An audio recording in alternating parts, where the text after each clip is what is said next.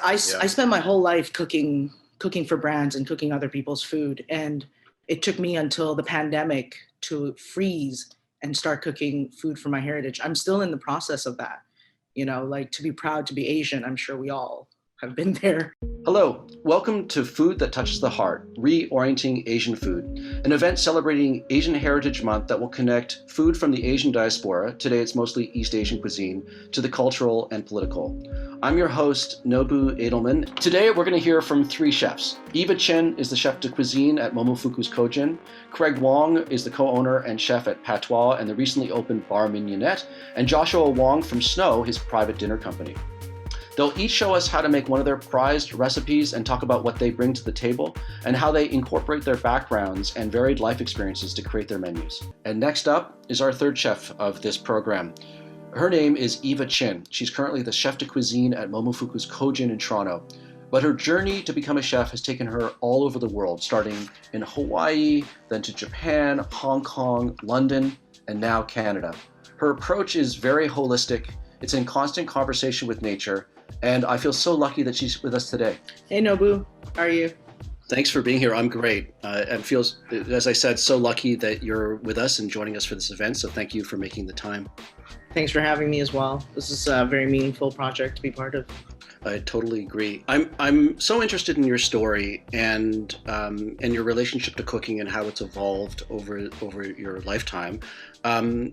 What is it about cooking that you love so much? It's a universal language. I think the cultures that I'm part of have always used food, feeding as a part of nurturing, communication, a form of love. It's just something I'm so comfortable to that, I chose to do it for a living as well. So interesting is how does all that background inform the way you actually cook, like all of those things that you just mentioned, like how do they affect the decisions you make to create your meals? Well, my dad's side's very Singaporean Chinese. My mom's side's very Samoan Hawaiian, and it's a lot of worlds colliding at the same time. Have various families I have to visit every time there's holidays, different holidays to celebrate, and very specific family politics. It's really taught me to take a step back and absorb. It made me really like traveling. It set the course for how I wanted to live my life. Is just continue absorbing, traveling, and just understanding that all the differences, all the cultures within us needs to find a way to balance. So I'd say how I was raised really shaped who I want to be. What was the moment for you when you realized that you wanted to be a chef? Because I know that you grew up around food, but what was that moment like, and how did you get to it? After university, my family had expectations for me with a very specific career, and I realized that the career I was studying with did not bring excitement to me in terms of actually like working instead of studying. So I thought to myself, you know what, I need to travel, and the only way I can be hired is by continuing to work in the food service. When I was working in Europe, that really shaped me and made me want it as a career. It made me question every step I took in the kitchen. When I was working in a fine dining, a high-end restaurant, it made me realize how much care went behind not just stories or fueling the food anymore. Precision, finesse, and all that also captivated me into wanting to have this as a career. You've talked about your childhood and being informative for you, and I read about your grandmother in an interview that you did, and her name was it pronounced Tutu? Is that correct? That's just a way of calling grandmothers. Oh, I see. In Okay. Hawaiian. Okay. Well, she sounded like the most magical person. My grandmother wanted to make sure that I grew up with a strong sense of the land, belonging, family. She always wanted to cultivate aina, which in Hawaiian meant the love of land. And instead of cooking for me, she would teach me. You know, she taught me the skill of farming. She taught me the skill of finding ways to sustain myself and communicate with the community through food. So, you know, she'd be my number one mentor. She sounds like such an incredible person. And She is. I yeah. spent my whole life cooking for brands and cooking other people's food. And it took me until the pandemic to freeze and start cooking food for my heritage. I'm still in the process of that. You know, like, to be proud to be Asian, I'm sure we all have been there. Yes. You know, so like I'm in the part of my journey where I'm just connecting all the things that I ran away from. I went to Japan because my grandmother always told me, you want your foundations, you want your skills, you know, you want to have the least amount of barriers between you and the food. Go work in Japan, you know. She herself have worked for Japanese people in the food industry, and that was always one of her strong ethics. So, you know, she pushed me to go there, but also for years I tried not to cook Asian food.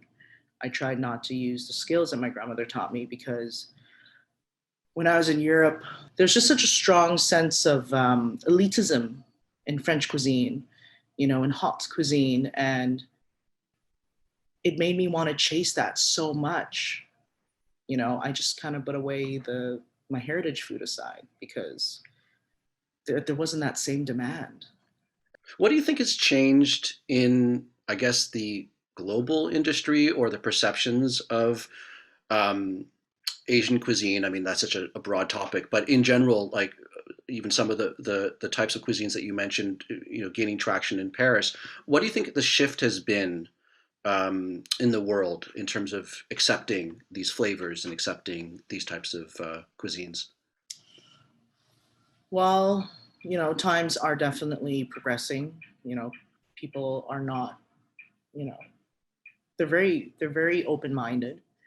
But I think more so is that our generation of mixed generations, mixed cultures, you know, our generation, because we were raised in the new times where we shouldn't have prejudice, we shouldn't have labels, and so we are just speaking up and claiming our stories that belong to the history of this land. You know, it's what we have done, what our parents have done. You know, like, I'm over 6 generations in North America. This is my home. And so when I think about what my ancestors have done on the island, what my parents have done, that's not Asian history. To me, that's Asian American history.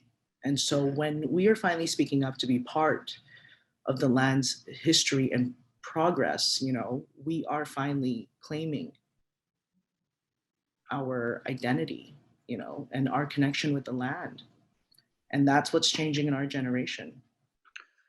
It's amazing. I just got shivers when you were talking about that stuff. That idea of this generation and just embracing who we are, you know, and really, really taking it to heart and being super proud of it, and it just being a normal thing, you know. And Mm-hmm. it's that kind of self confidence that allows us to share even more. I think, which is a really beautiful thing.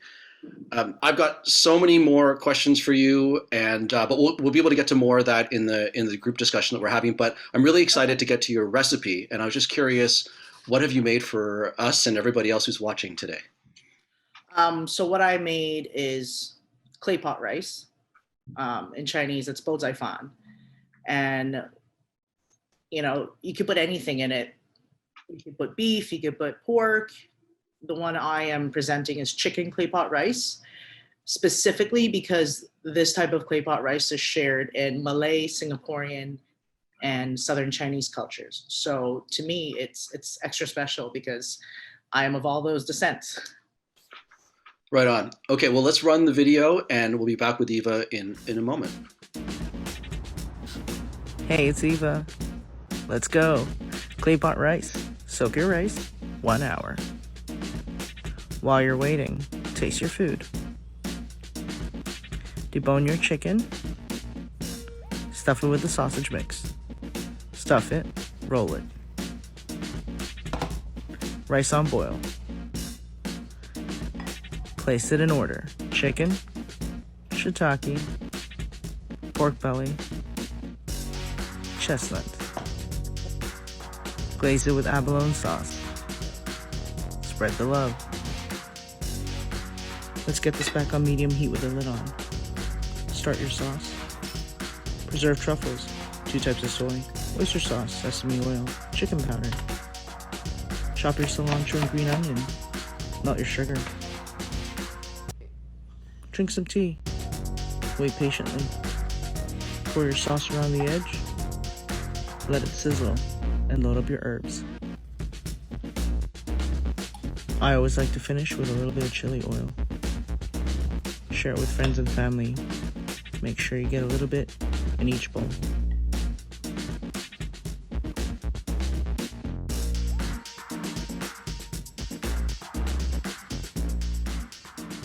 I haven't eaten for quite a while, so I'm really, really hungry, and that looked really, really good. Thank you for sharing.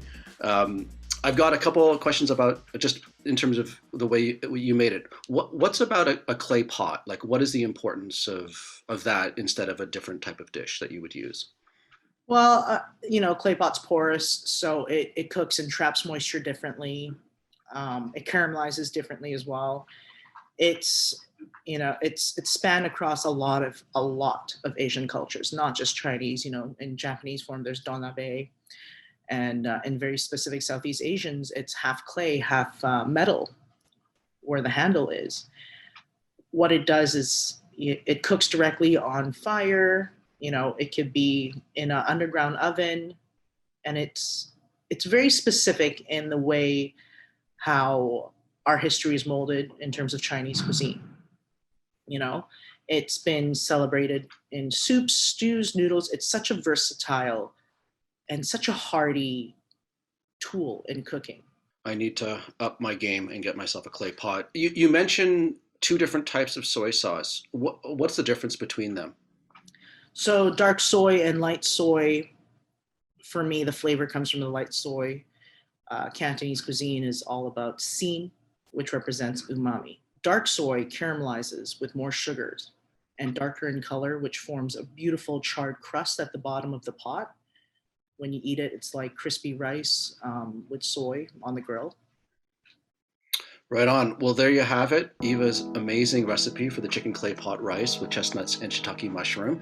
Okay, Eva, thank you so much. We'll have you back for the group discussion. Thank you so much. Okay, thank you for having me. My name is Nobu Edelman. It's been a pleasure being your host. I hope this has inspired you to get outside your comfort zone and expand your culinary ambitions and see what kind of story you want to tell. And of course, continue to advocate for equality. Racism has no place in our society, and the more we face how we can be part of the solution, the quicker we'll find a way forward for everyone. So with that, happy Asian Heritage Month. Bye for now.